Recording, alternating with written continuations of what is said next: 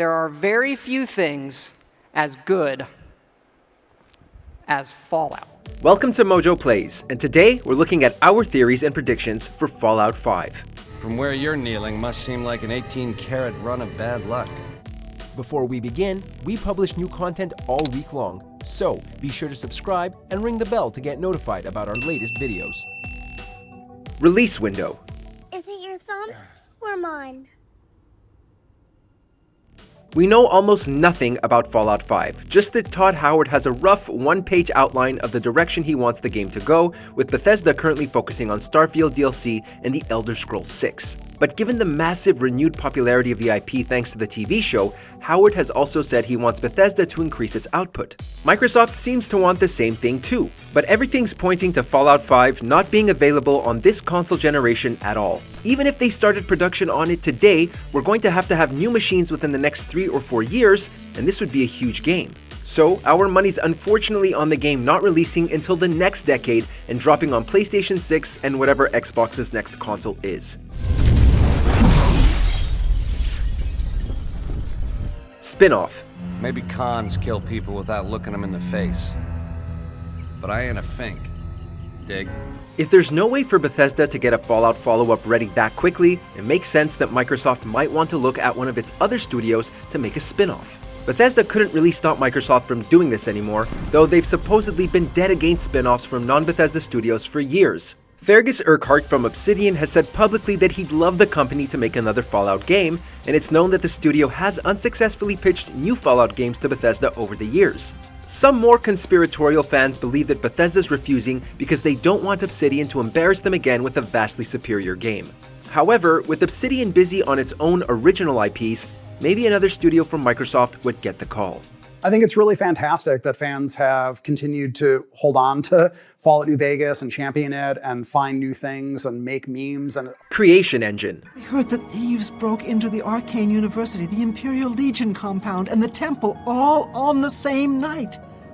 Wait a minute, let me do that one again.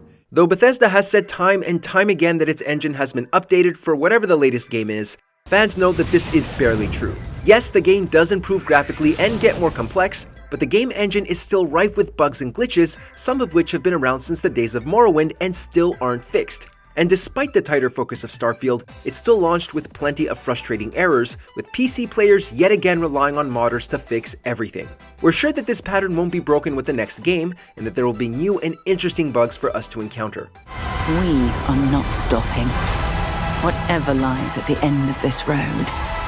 Settlement building. You know, we love building stuff in our games. The settlements were a welcome addition to Fallout 4. Despite seeming a little weird at first, and despite also spawning Todd's infamous "it just works" line when he described that at E3 2015, people like the idea of rebuilding the wastes. This became much more important in Fallout 76, which focuses heavily on crafting and survival, and it reappeared in Starfield, this time with a new overhead view. While most players in Starfield won't need to engage with the outpost building, since it's more useful on repeat playthroughs when you have access to more complex crafting, it was still made even deeper. We're sure that any new Fallout game will see a return of the settlement infrastructure and crafting. And one of the great things about having a fully dynamic game engine is all of this just works. Dialogue system. Are you from that vault? Can you help us? Even Todd Howard has admitted that Bethesda made a mistake with Fallout 4's dialogue system. They decided to have a voiced protagonist, so the dialogue was made much simpler. None of the deep conversations and varied skill checks of New Vegas. Even Fallout 4's biggest fans admit that the dialogue is an issue, and Bethesda fixed this both in Fallout 76 after NPCs were added and in Starfield, which again had a silent protagonist. We're sure that they'll carry this lesson forward into Fallout 5, and that we're likely not going to see a voiced protagonist in the Elder Scrolls 6 either. Who knew that people want role-playing in their own role-playing games? And who are you to come before me?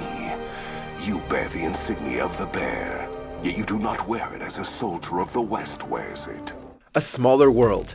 And you may be wondering, just how big is this game? One of Starfield's biggest criticisms has been that while you can land on any planet in the game, those planets are all separated by loading screens and are almost totally empty. You can build outposts, sure, but there's very little to do other than mine, document the wildlife, and complete the repetitive temples. Because you're not going to be going to different planets, the map of Fallout 5 will undoubtedly be much smaller.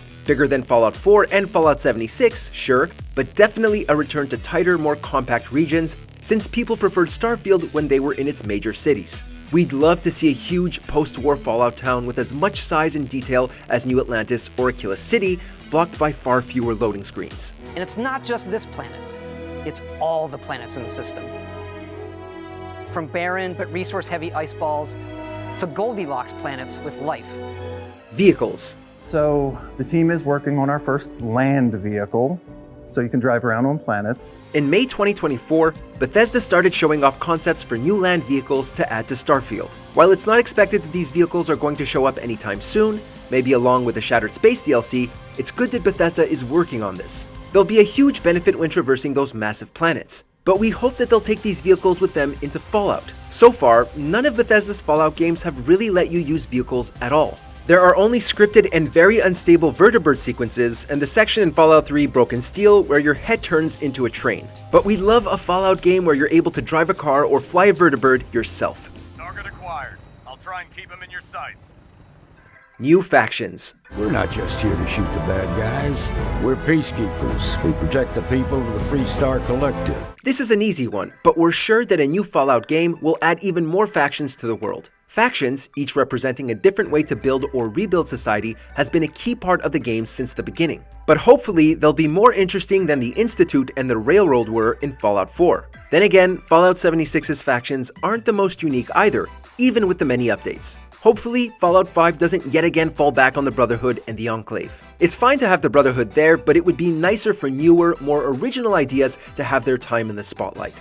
We're not sure how well this will go, however, since Starfield's factions were also made up entirely of cliches. Welcome to Constellation. We have a lot to talk about. Playable Ghoul. Now you don't even know us. No, I do not. The show has triggered a big discussion in the fanbase about the ghoul lore.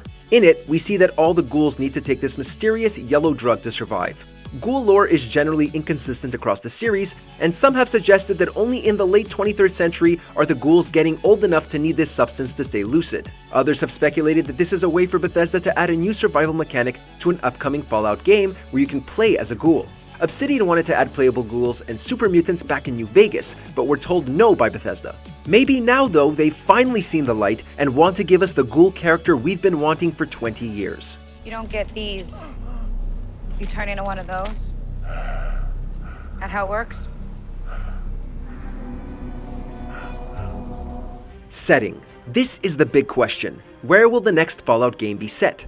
The setting determines a huge chunk of each game's story and themes. We had the remnants of the US government in Washington, D.C., cowboys and casinos in the Mojave, and an underground railroad in Boston. We do know that the next game won't be set in the Southwest, since Todd gave Amazon a brief that they couldn't put anything in the show that would conflict with future plans for the series. Many fans want the next game to head north to Chicago and the Great Lakes, thus far only seen in Fallout Tactics. It's not likely the series would go to Miami officially since the huge Miami mod has been in the works for years, but a Fallout set in New Orleans or New York could be a lot of fun. Only one thing is certain. Those who take the road to Westminster will be forever changed.